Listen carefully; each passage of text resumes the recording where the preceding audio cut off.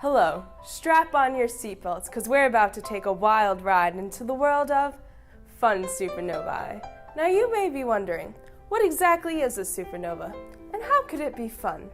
That's where we come in. Let us start at the beginning. As long as humans have been gazing towards the heavens, we have been in awe at these majestic sights in the sky. Some thought that they were new stars that had significant religious or historical meanings. However, it was not until telescopes were sufficiently powerful enough, starting in the late 19th century, that we could see these bodies for what they really were.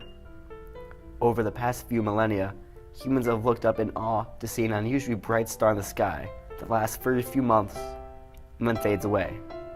Until we had telescopes, these bright objects remained mysteries. But once we could observe them and learn from them, we found that our universe wasn't the static, peaceful place we thought it to be. Instead, it was a violent and dangerous place that, although filled with magnificent sights, is pretty deadly to any life here or out there.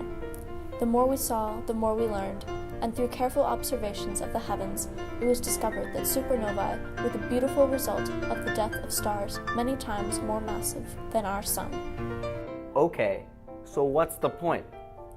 Well, supernovae are responsible for many important phenomena, such as creating all naturally occurring elements past iron. That's a lot of elements. Also, in astronomy, supernovae can be used as standard candles to measure the distances to various astronomical bodies. These standard candle supernovae occur in binary star systems when a white dwarf and a red giant are in close proximity to one another. The white dwarf sucks material away from its larger neighbor, eventually getting so massive that it goes supernova. In the astronomical world, these are called Type 1A supernovae. All Type 1A standard candle supernovae have the same absolute magnitude or brightness, meaning they can be used to determine large distances due to what we observe to be their apparent magnitude as compared to what we know to be their actual absolute magnitude. For most supernova-worthy stars, however, a core collapse is the way to go.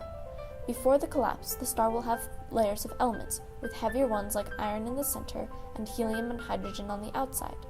The star will begin to enter its final stages and die in one of three ways, with both hydrogen and helium layers, just the helium layer, or neither, becoming types 1b, 1c, or 2. The star will explode outwards, seeding the space around it with heavier elements, and implode into one of its two options, a neutron star or a black hole. A neutron star is an incredibly dense and incredibly small body that rotates at extreme velocities, but the black hole is by far much smaller and much denser, such that even light cannot escape its gravitational pull. Smaller stars that have lost more of their hydrogen and helium are more likely to become neutron stars, while larger stars that still have their outer layers, and therefore more mass, will probably become black holes. Such events in the universe are so powerful that the energy output of a supernova far outweighs anything that man could possibly muster up. That being said, these supernovae pale in comparison to hypernovae, which, as the name implies, are beyond the realm of the normal classified supernovae. These kinds of deaths are extremely violent and extremely bright, happening only when the supernova is very large and unstable. As for the rest of the stars, most will simply turn into red giants before becoming white dwarfs and eventually fading away. If any type of supernova occurred close to Earth, the results would not be that fun. If one happened a few light years away, the gamma rays could fry our poor little planet and all its inhabitants. Thankfully, only a few stars are that close to us, and we are in little danger of having one of them go supernova anytime soon, or even with enough power that we would be in trouble. On that cheery note, our brief but fantastic journey is wrapping up.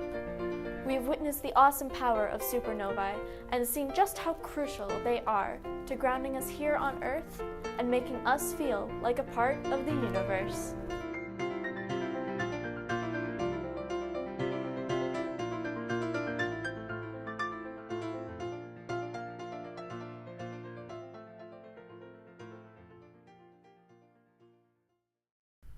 Boom shakalaka laka, boom shakalaka laka, boom shakalaka, the supernovae.